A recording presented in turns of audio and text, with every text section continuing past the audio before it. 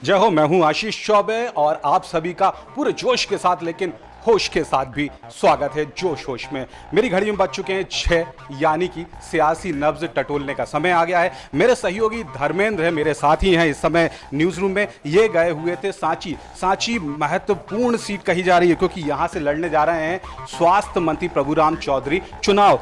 ये मंत्री जी वही हैं जो अभी कुछ ही दिन पहले अपनी पार्टी बदलकर यानी कि कांग्रेस से शिफ्ट हुए हैं बीजेपी में। काफी दिक्कतों का सामना करना पड़ रहा है, लेकिन आखिरकार ये देखना बेहद दिलचस्प होगा कि जो मैदानी है यानी कि जमीनी स्तर पर क्या कुछ हालात हैं सियासत के। तो चलिए मेरे साथ नब्ज टटोलते हैं धर्मेंद्र के साथ। धर्मेंद्र, क्या कुछ चल रहा है भैया सांची में? देखिए, अगर सांची विधानसभा क्षेत्र की बात की जाए तो जैसे ही आप सांची पहुंचेंगे तो आपको अंदाजा नहीं होगा कि ये उपचुनाव वाला क्षेत्र है और लोगों की सामान्य दिनचर्या है, लोग अपने काम कर रहे हैं। लेकिन जैसे ही आप वहाँ किसी गुमटी वाले से, चाय वाले से या चरवाहे से जो सड़क पर जाता हुआ है उससे बात करेंगे तो आपको एक चुनाव का अंडर करंट नज़र आएगा। और लोगों से जब बात करेंगे तो लोगों के अंदर जो भी चुनाव को लेकर चल रहा है अंदर ही अंदर वो आपको बताएंगे। और किस तरह से उनके मन में ये भी चल रहा है कि जिस प्रत्याशी को अभी 1.5 साल पहले वोट दिया था उसी को वो फिर चुनाव मैदान। तो साहब, ये जो अंडर करंट है ना वो काफी प्रभावित कर सकता है चुनाव परिणाम को। और एक बड़ी वजह ये रही कि जैसे धर्मेंद्र बता रहे थे कि 1.5 साल पहले ही किसी को जिताया था इस आशा से कि साहब आइए जीतिए, हमारे क्षेत्र का विकास करिए। लेकिन ये नहीं हुआ। ये इसलिए नहीं हुआ क्योंकि नेताजी खुद अपना विकास करने में लग गए और विकास ऐसा हुआ कि सरकार पलट गई और आखिरकार फिर से वही असमंजस की स्थिति हो गई। हालांकि चुनाव है तो मंत्री जी के सामने बड़ी चुनौती है। अच्छा धर्मेंद्र, ये बताइए मुझे आखिरकार मुद्दे क्या होने वाले हैं इस बार के? देखिए, सबसे बड़ा मुद्दा तो वहाँ जनता के मन में जो चल रहा है वो यही है कि किस तरह लोग अपने स्वार्थ के चक्कर में दल बदल कर चले जाते हैं और जिन पर बड़े भरोसे के साथ हम जिन्हें 1.5 साल पहले या 1 साल पहले वोट दिया, उन्होंने हमारी परवाह किए बिना और जो है अपना स्वार्थ साधने के लिए तुरंत दल छोड़ दिया। तो जनता कहीं ना कहीं उनके प्रति अपने आप को असुरक्षित महसूस कर रही है कि इनको तो वोट नहीं देना है, चाहे जो भी हो जाए। इनको सबक सिखाना है जो हमें इसी हालत में छोड़कर चले गए। यानी कि साफ बात है सबक सिखाने की। सबक किसको सिखाया जाएगा? जो इस समय सत्ता में है। लेकिन आखिरकार मुद्दों को लेकर कई और असमंजस भी है। धर्मेंद्र, जैसे आप बता रहे हैं एक तो दल बदलू वाला महत्वपूर्ण बिंदु हो गया, इसके अलावा और क्या कुछ हो सकते हैं सांची में बिंदु? देखिए, जाहिर सी बात है कि प्रभुराम चौधरी बड़े नेता हैं, कांग्रेस में भी थे तो मंत्री रहे थे, तो वहाँ की जनता को उनसे बहुत सारी अपेक्षाएं थी कि हमारा क्षेत्र पिछड़ा हुआ क्षेत्र है, किसानों को लेकर और जो वहाँ पे जो दैनिक मजदूर हैं उनको भी, और कई लोगों की बहुत सारी जैसे गांव की समस्याएं होती हैं, किसी के आवास नहीं बन रहे हैं, किसी को कुटीर नहीं मिल रही है। तो इन सारी समस्याओं को लेकर लोगों को बहुत सारी उम्मीदें थी कि अब नेताजी चुनाव जीते हैं, मंत्री बने हैं प्रदेश सरकार में, तो हमारी समस्याओं का समाधान करेंगे। बहुत उम्मीद थी, लेकिन सबसे ज़्यादा उम्मीद थी किसान को। मेरे साथ मेरी सहयोगी मेघा है। मेघा ने कभी स्टोरी की है बहुत अच्छी किसान पर। मेघा, किसानों को लेकर आपने स्टोरी की है, क्या वाकई सत्ता पक्ष से किसान खुश हैं? जी, मुझे तो ऐसा नहीं लगता कि सत्ता पक्ष से सारे किसान खुश हैं, क्योंकि जिस तरह से मैंने पूरी केस स्टडी करी है उसमें बहुत सी ऐसी चीज़ें निकल कर आई हैं कि किसानों की सरकार से लगातार मांग है, वो सरकार उसे पूरी करने में नाकाम रही है। आंकड़े दिखा रहे हैं, आंकड़े बता रहे हैं कि किसानों का प्रदर्शन राष्ट्रीय स्तर पर कितना ज़्यादा तेज़ी से फैलता जा रहा है और सरकार अब इसे किसी भी कीमत पर नज़रअंदाज नहीं कर सकती है। क्योंकि मेघा, एक बड़ा सवाल ये उठता है, यानी कि किसान मुद्दा इस बार काफ़ी महत्वपूर्ण हो सकता है दल बदलू मुद्दे के साथ। जी बिल्कुल हो सकता है, क्योंकि किसान जिस तरह से जिस स्तर का प्रदर्शन कर रहे हैं वह सरकार के लिए एक बहुत ही बड़ा घेराव साबित होने वाला है और सरकार कहीं ना कहीं इस स्तर के प्रदर्शन को ले करके असमंजस में आ सकती है। दल बदलू और किसान, ये 2 मुद्दे हैं, लेकिन एक मुद्दा और महत्वपूर्ण है, वो है रोजगार। मेरे साथ मेरे सहयोगी हैं जो कि यहाँ पर खड़े हैं। निमीश, रोजगार को लेकर क्या हाल है भाई? रोजगार को लेकर प्रदेश में काफ़ी बुरे हाल हैं। जो युवा हैं नौकरी की तलाश में दर बदर भटक रहे हैं और सबसे बड़ी इस वक्त जो दिक्कत प्रदेश में बनी हुई है वो कोरोना एकदम हावी हो चुका है। बेड नहीं मिल रहे हैं, अस्पताल पूरे भरे हुए हैं और जो तलाश में घूम रहे थे रोजगार की वो सब संक्रमित होकर घर में। युवाओं की बात करें, कांग्रेस सरकार रह चुकी है, बीजेपी सरकार फिलहाल सत्ता में।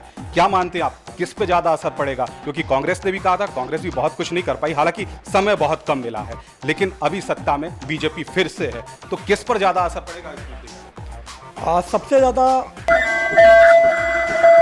कुछ तकनीकी खामी थी जिसके कारण हमें थोड़ा सा थमना पड़ा, लेकिन फिर से हम अपनी शुरुआत करते हैं और फिर से दौड़ लगेगी सीधी मेरे साथ निमीश की। निमीश, आप कह रहे थे रोजगार को लेकर, मेरा सवाल आपसे ये था कि कांग्रेस और बीजेपी, कांग्रेस सत्ता में थी, सरकार गई, अब बीजेपी सत्ता में आ गई है, रोजगार के मुद्दे को लेकर किसको खामियाजा भुगतना पड़ेगा? युवाओं को भुगतना पड़ेगा। पॉलिटिकल पार्टीज तो अपना भरण पोषण कर रही हैं। मेरा सवाल उठता है कि ये मुद्दा किस पे हावी पड़ने वाला है, कांग्रेस पे या बीजेपी पे? ये अभी की स्थिति को देखते हुए तो ये लग रहा है कि ये बीजेपी पे ज़्यादा भारी पड़ रहा है, क्योंकि कांग्रेस को सिर्फ 15 महीने का समय मिला।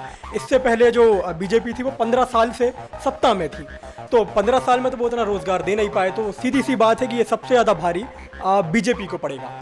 चलिए मान सकते हैं कि ये पूरा मुद्दा बीजेपी पे भारी पड़ने वाला है, लेकिन एक बड़ा सवाल ये उठता है कि इन 2-3 विषयों के अलावा और भी कुछ है सांची में। सांची में एक और बड़ा मसला है, वो है भीतरी घात का। भीतरी घात का ये बड़ा मुद्दा इसलिए है क्योंकि बड़े बड़े वहाँ पर नेता थे, खासकर हम बात कर रहे हैं गौरीशंकर शेजवार की, उनके सुपुत्र मुदित शेजवार की, जो कि बड़ा कुछ पाले हुए थे, सपने पाले हुए थे, लेकिन अचानक प्रभुराम चौधरी की एंट्री होती है जिसमें सारे सपने धुल जाते हैं। तो जाहिर तौर पर कहा जा सकता है एक बड़ा नुकसान कह सकते हैं कि बीजेपी को होने वाला है, लेकिन देखना बेहद दिलचस्प होगा क्या कुछ है। मेरे सहयोगी फिर से मैं ले चलता हूँ धर्मेंद्र के पास। धर्मेंद्र, कहाँ चले गए आप? तो घूम के आए हो सांची, आपके पास बहुत सारे कुछ हैं। एक बार बताइए भीतरी घात क्या कुछ कह रहा है, वहाँ पर समीकरण कितना भारी पड़ेगा ये बीजेपी? जी बिल्कुल, जो आप कह रहे हैं भितरघात एक बहुत बड़ा फैक्टर उभर कर वहाँ सामने आ सकता है, क्योंकि जो लोग वहाँ पे थोड़ी राजनीति की समझ रखते हैं, जब आप उनसे बात करेंगे तो आप देखेंगे कि लोग ये कह रहे हैं कि भाजपा के अंदर 2 भाजपा हो गई है। एक पुरानी भाजपा जो पारंपरिक भाजपा है, दूसरी डॉक्टर प्रभुराम चौधरी। तो अब ये नहीं 2 ही दी से गए पाने हलवा मिली ना मारे, वो स्थिति है। बिल्कुल ऐसी स्थिति सामने आ सकती है चुनाव में, क्योंकि जो उनके मुख्य प्रतिद्वंदी पिछली बार थे डॉक्टर गौरीशंकर शेजवार के पुत्र मुदित शेजवार जी, तो अब वो संगठन के दबाव के कारण भले ही प्रभुराम चौधरी जी के प्रचार में जा रहे हों, लेकिन अंदर खाने एक कसक है उनके मन में कि जिस प्रत्याशी ने हमको मात दी थी और वो ही सामने खड़ा है। तो आप धर्मेंद्र ने जो चावल टटोला है वो 1 सीट का है, लेकिन यदि आप बात करें बाकी 28 सीटों पर यही हाल है, खासकर 25 जहां पर कांग्रेस में विधायक थे जो छोड़कर आए हैं बीजेपी में। भीतरी घात की संभावना अधिक से अधिक है, यानी कि सबसे बड़ा नुकसान होने वाला है वो होने वाला है बीजेपी को। लेकिन एक बात जो धर्मेंद्र हमें बता रहे थे जब मेरी सुबह बातचीत चल रही थी, धर्मेंद्र का ये कहना था कि जब वो सांची पहुंचे हैं तो लोग बात करने को तैयार नहीं थे, यानी कि कन्नी काट रहे थे।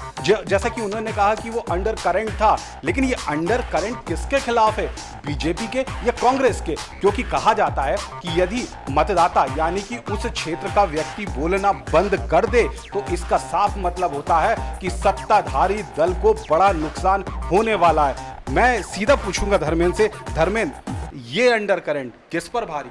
देखिए, चूँकि ग्रामीण क्षेत्र है तो वोटर साइलेंट ही रहता है, क्योंकि अभी चुनाव में बहुत दिन भी बाकी है, तो खुलकर विरोध करने का कोई मतलब नहीं है। लेकिन जब आप उनके अंदर की नब्ज टटोलेंगे तो निश्चित रूप से वो इस बात से बिल्कुल कतई इनकार नहीं करते हैं।